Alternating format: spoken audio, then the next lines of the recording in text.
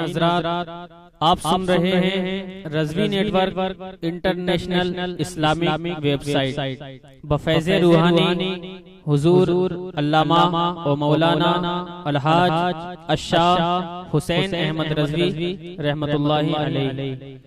یہاں یوٹیوب پر جو بھی چیز اپلوڈ ہوتی ہے اس سے ہمارا مقصد اور مشن ایک ہی ہے کہ مسلک و مذہب کا تحفظ ہو، لوگ اپنے بزرگوں کے عقائد و افکار سے وابستہ رہیں، اور بالخصوص نوجوان نسل جو روز بروز نجدی ملاؤں اور صلح کلیوں کی گمراہ کن باتوں کو سن کر اپنا ایمان، اپنا عقیدہ خراب کر رہے ہیں، وہ ان کو پہچان کر مسلک اعلیٰ حضرت کو سمجھیں اور اپنے ایمان کو بچائیں۔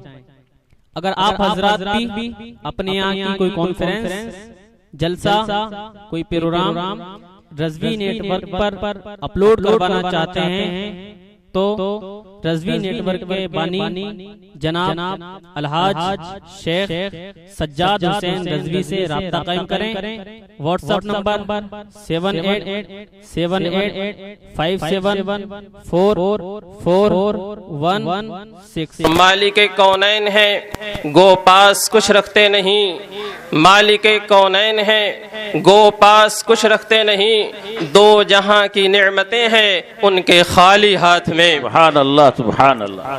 معزز سامعین کرام، آج کا یہ عظیم الشان جلسہ جشن عید میلاد النبی صلی اللہ علیہ وسلم، جس میں ہم اور آپ شرکت کی سعادت حاصل کیے ہوئے ہیں، وہ لوگ بہت ہی خوش نصیب و خوشبخت ہیں اور پروردگار عالم کی بارگاہ سے اجر عظیم کے مستحق ہیں، جو اپنے آقا و مولا حضور تاجدار مدینہ راحت قلب و سینہ حضور محمد رسول اللہ صلی اللہ علیہ وسلم کی میلاد پاک کی محفل منعقد کرتے ہیں۔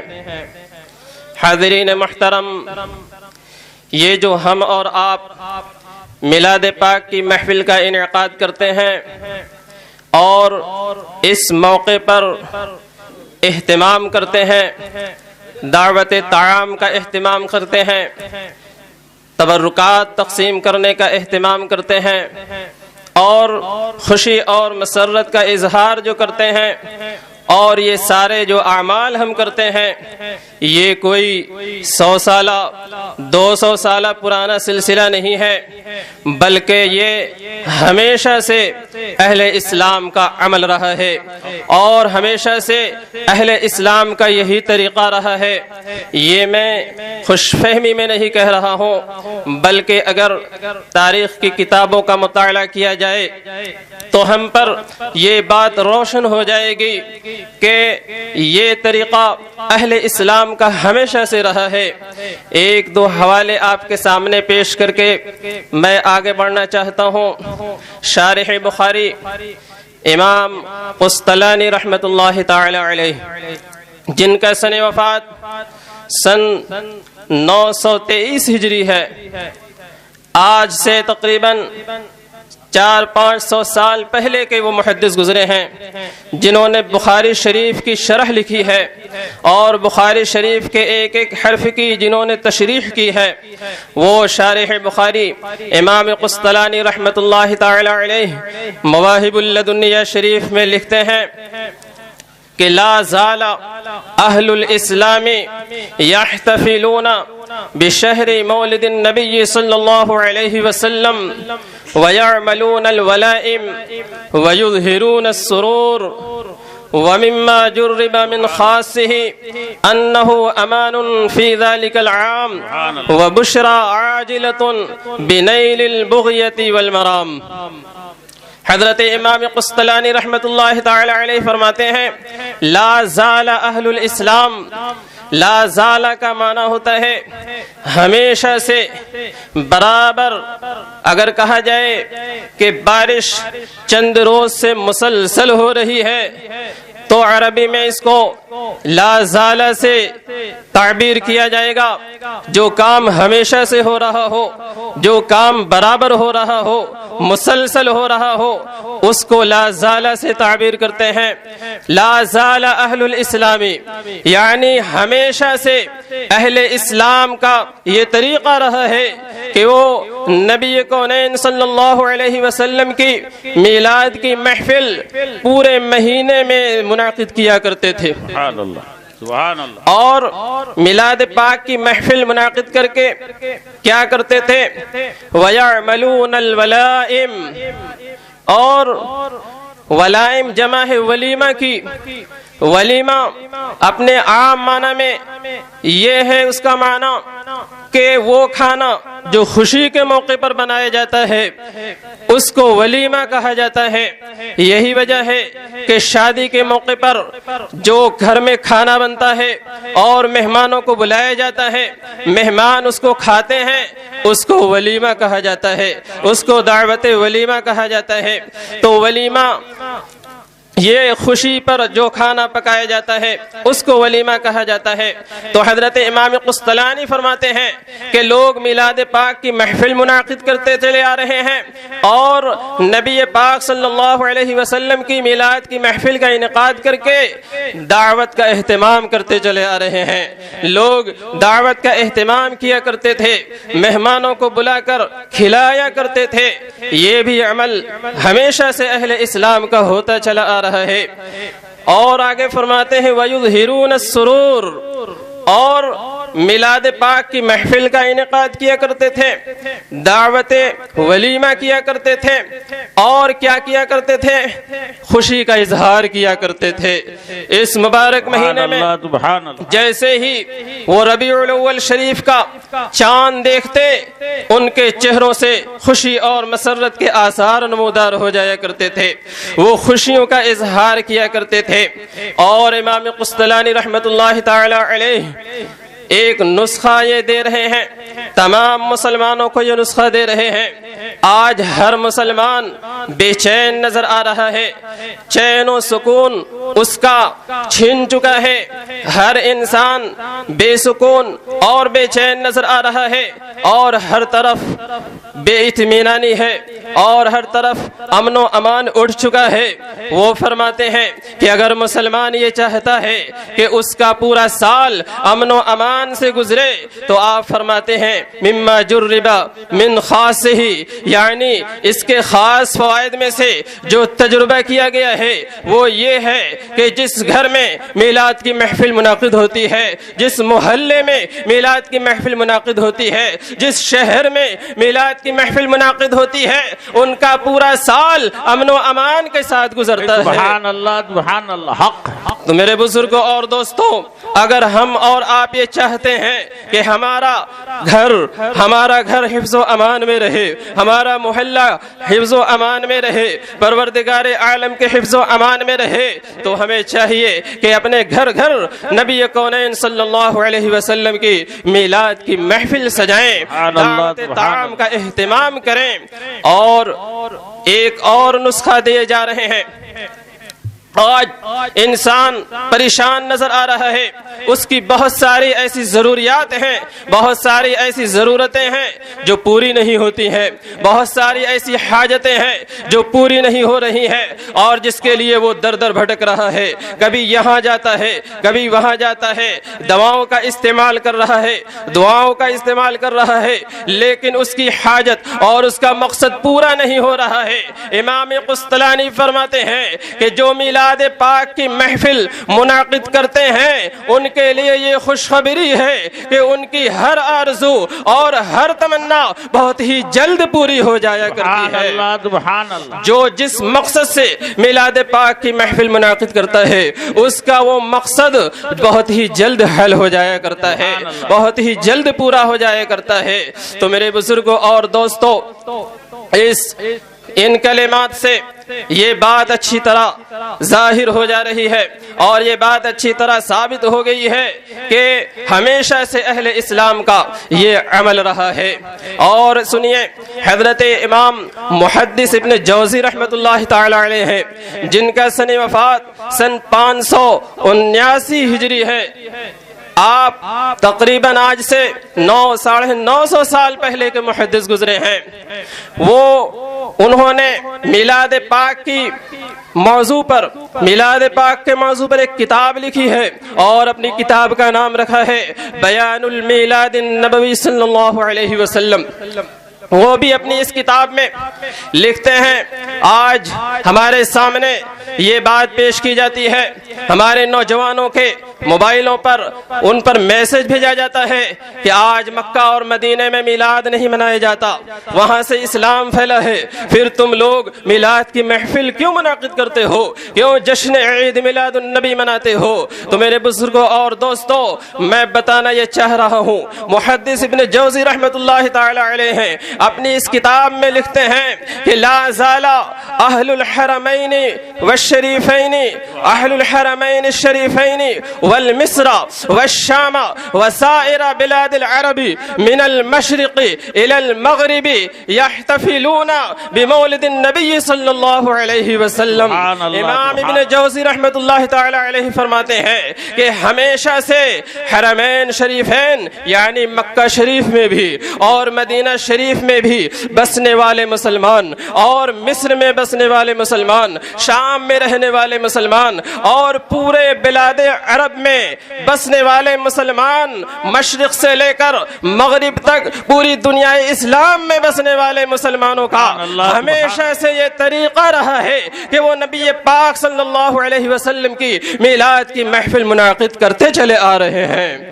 تو میرے بزرگوں اور دوستوں، امام محدث ابن جوزی رحمۃ اللہ تعالی علیہ کی کتاب کی اس عبارت سے یہ ثابت ہو رہا ہے کہ ہمیشہ سے مکہ شریف میں بھی میلاد کی محفل منعقد ہوتی تھی، مدینہ شریف میں بھی میلاد کی محفل منعقد ہوتی تھی، اور پورے بلاد عرب ہی نہیں بلکہ پوری دنیا اسلام میں مسلمانوں کا ہمیشہ سے یہی طریقہ چلا آ رہا ہے، ہمیشہ سے یہی عمل ہوتا چلا آ رہا ہے۔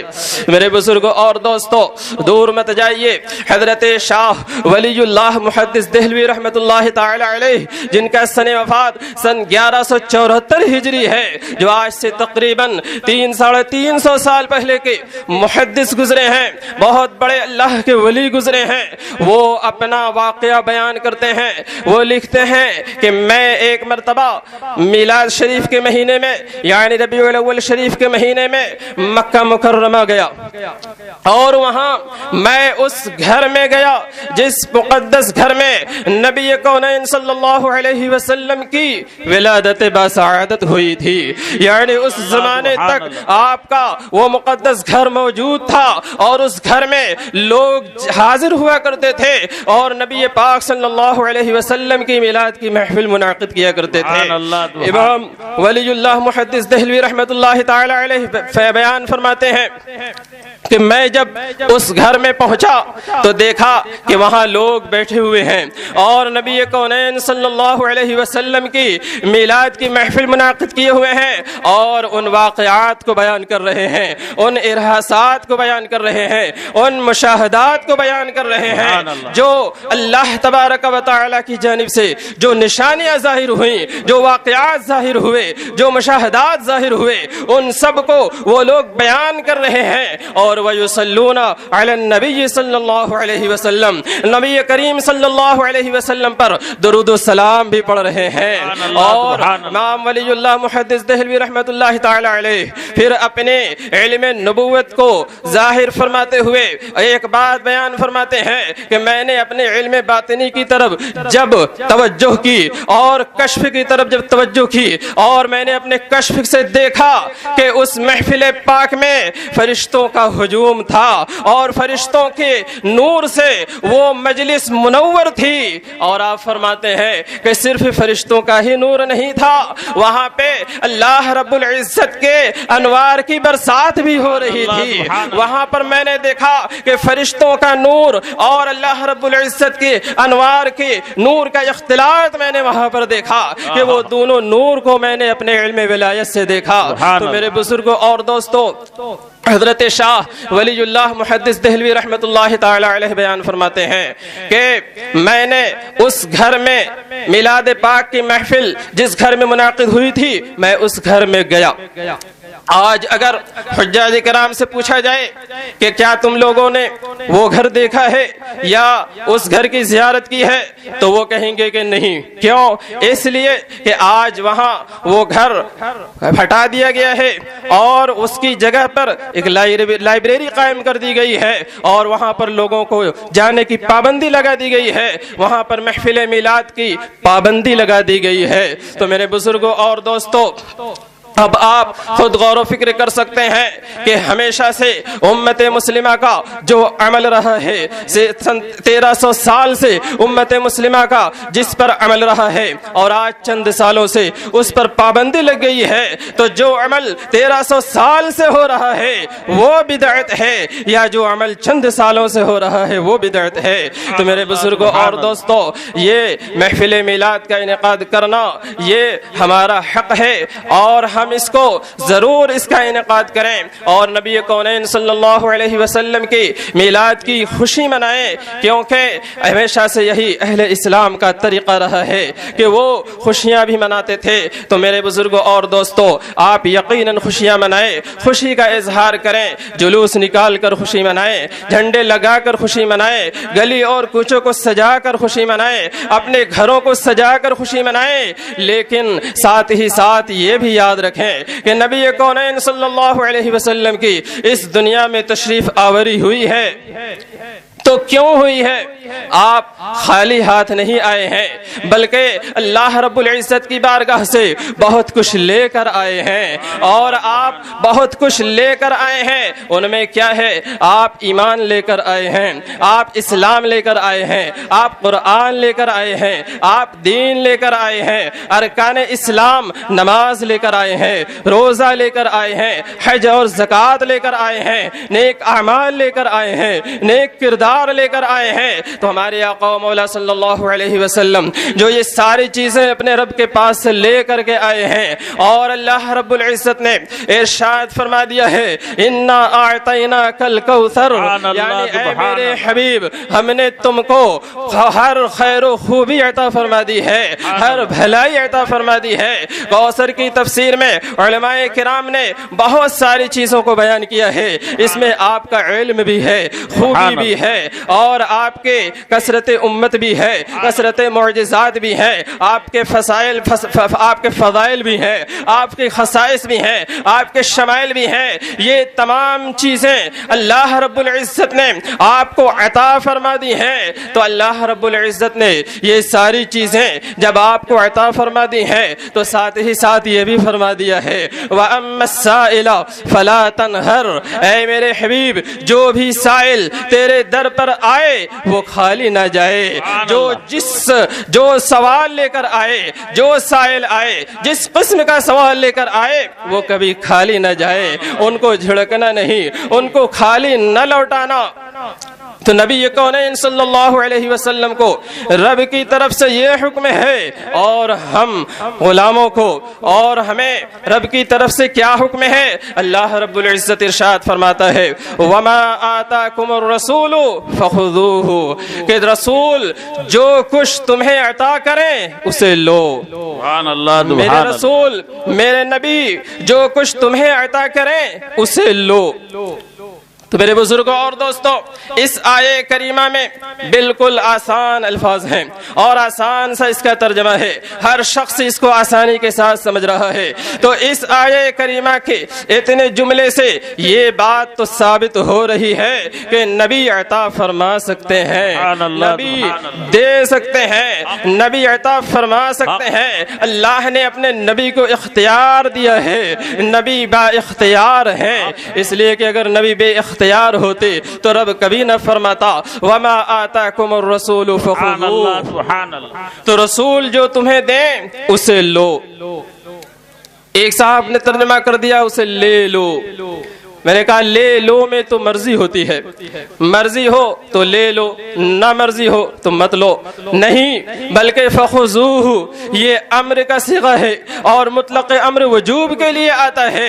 रब तबारक व तआला इरशाद फरमा रहा है कि ऐ मेरे बंदो, रसूल जो तुम्हें दे, अगर तुमने कलमा मेरे रसूल का पढ़ लिया है तो अब मर्जी मेरे रसूल की चलेगी, तुम्हारी मर्जी नहीं चलेगी।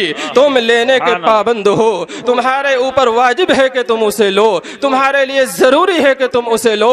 और लेने वालों ने किस तरह लिया है एक झलक दिखलाकर आपसे आगे बढ़ता हूँ। हजरत उकाशा रज़ी अल्लाह ताला अन्हु जो नबी कौनैन सल्लल्लाहु अलैहि वसल्लम के प्यारे सहाबी हैं, जंग बद्र में जंग हो रही है, तलवारें चल रही हैं, तीरों की बौछार हो रही है, उनकी तलवार टूट जाती है। जब तलवार टूट जाती है तो नबी कौनैन के बारगाह में हाजिर होते हैं और अर्ज करते हैं या रसूल अल्लाह मेरी तलवार टूट गई है। तो नबी ने ये नहीं फरमाया कि ऐ उकाशा मैं यहाँ तलवार की दुकान थोड़ी खोले बैठा हूँ, मैं कहाँ से तलवार लाऊं।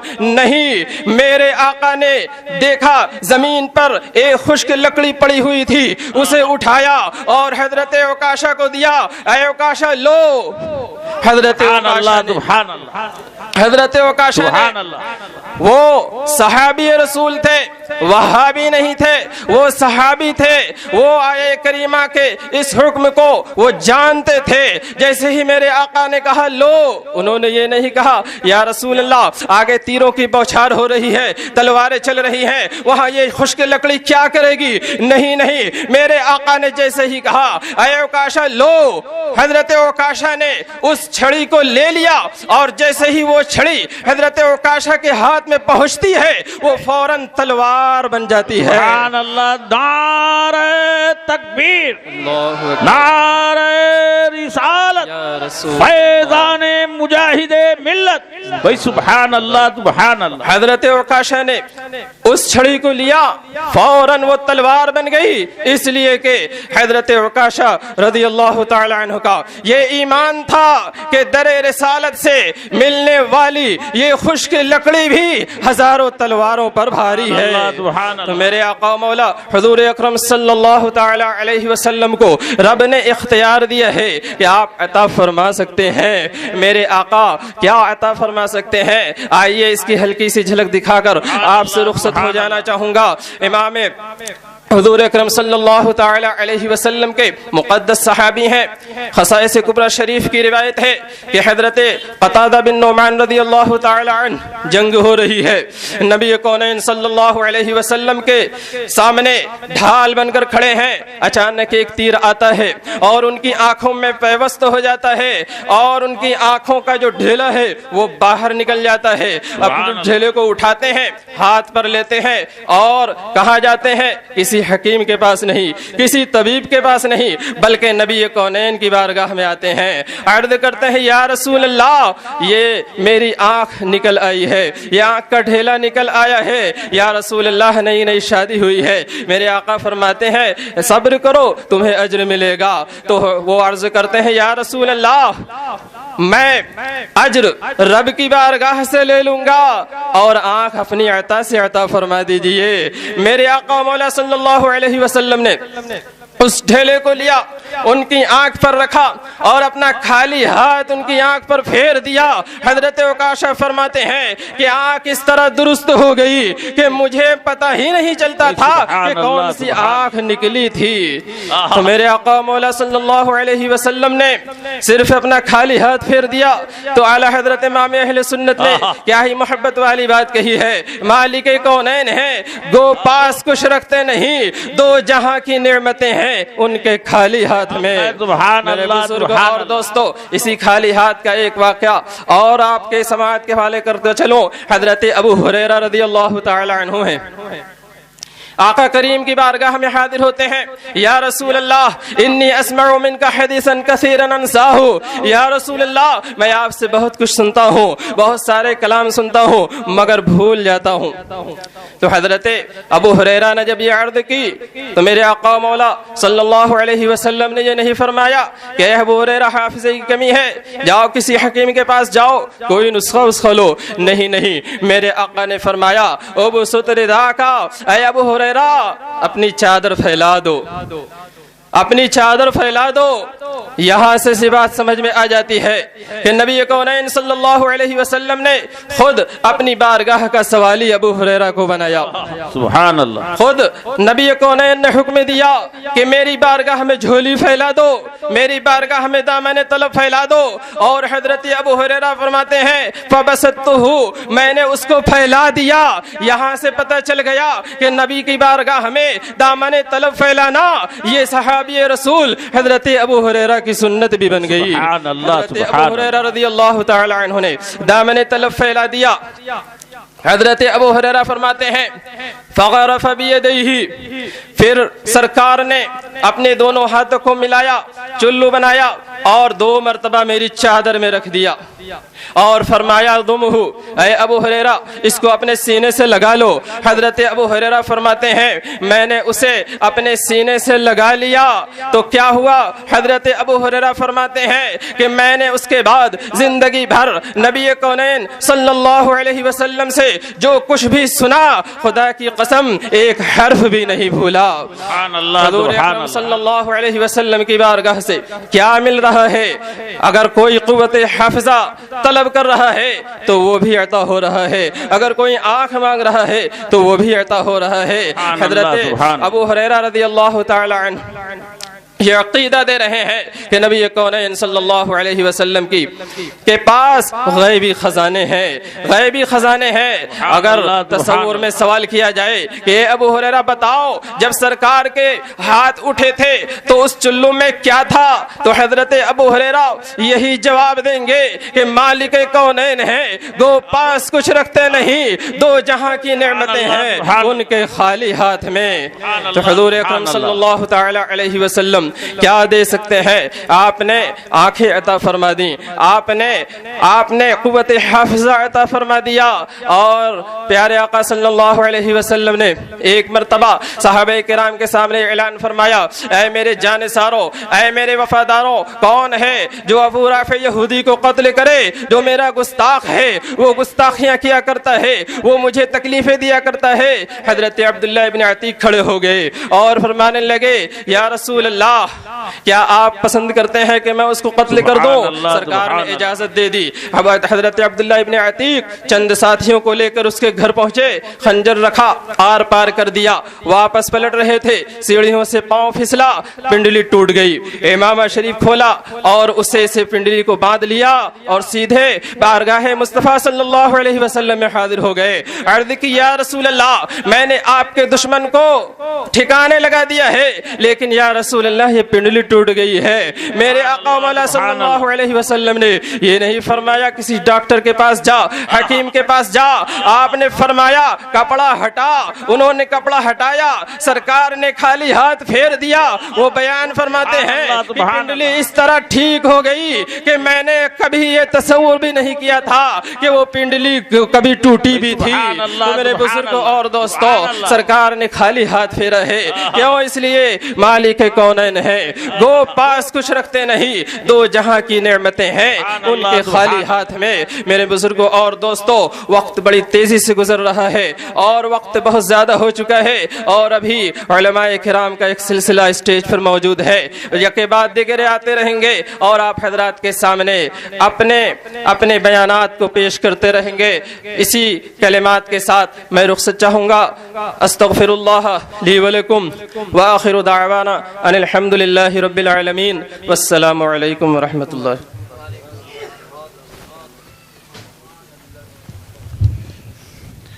سبحان اللہ سبحان اللہ. حضرات ابھی آپ پے کرے علم لیاقت تاجدار علم فن حضرت علامہ و مولانا محمد حسن ازہری میاں قبلہ مدد اللہ العالی کی बसीरत अफरोज तकरीर दिल पजीर से फैजियाब हो रहे थे। क्या पूछते हो हमसे कि क्या देख रहे हैं, क्या पूछते हो हमसे कि क्या देख रहे हैं, हम गुलशन तैबा की फिजा देख रहे हैं।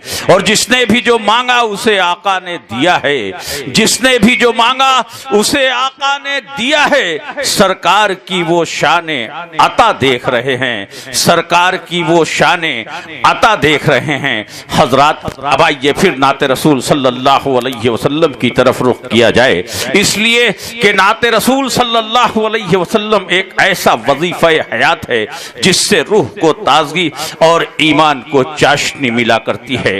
बंदे मोमिन यही कहा करता है कि मैं सो जाऊं या मुस्तफा कहते कहते, मैं सो जाऊं या मुस्तफा कहते कहते, खुले आंख सल्ले अला कहते कहते। और आला हजरत अजीमुल बरकत मुजद्दिदे दीनो मिल्लत फाजिले बरेलवी रज़ी अल्लाह ताला अन्हु फरमाते हैं कि फिर के गली गली तबाह, ठोकरें सबकी खाए क्यों। फिर के गली गली तबाह, ठोकरें सबकी खाए क्यों। दिल को जो अक्ल दे खुदा, तेरी गली से जाए क्यों। दिल को जो अक्ल दे खुदा, तेरी गली से जाए क्यों। और जान है इश्क़ मुस्तफ़ा, रोज फुजू करे खुदा। जान है इश्क़ मुस्तफ़ा, रोज फुजू करे खुदा। जिसको हो दर्द का मजा, नाज़े दवा उठाए क्यों। हजरात आइए नाते रसूल के लिए मैं एक ऐसे शायर को आपकी समातों के हवाले करने की सआदत हासिल कर रहा हूं जो बहम्दिही ताला फतेहपुर से चलकर आपकी बज़्म मोहब्बत में तशरीफ लाया हुआ है, जिससे मेरी मुराद अंदलीबे गुलशने रिसालत बुलबुले बाग़े मदीना रईसुश शोरा आली वक़ार जनाब इरफान फतेहपुरी साहब हैं। मैं बस ये सोचकर इस अजीम शायर को आपकी समातों के हवाले करने की सआदत हासिल कर रहा हूं कि नबी का जिक्र मदीने की बात करते हैं, नबी का जिक्र मदीने की बात करते हैं, करीने वाले करीने की बात करते हैं। और गुलाबो मुश्क भी अपनी ज़बान हसरत से मेरे नबी के पसीने की बात करते हैं। माइक पर जनाब इरफान फतेहपुरी साहब, आइए इनकी रौनक अफरोजी का इस्तकबाल नारे तकबीर नारे रिसालत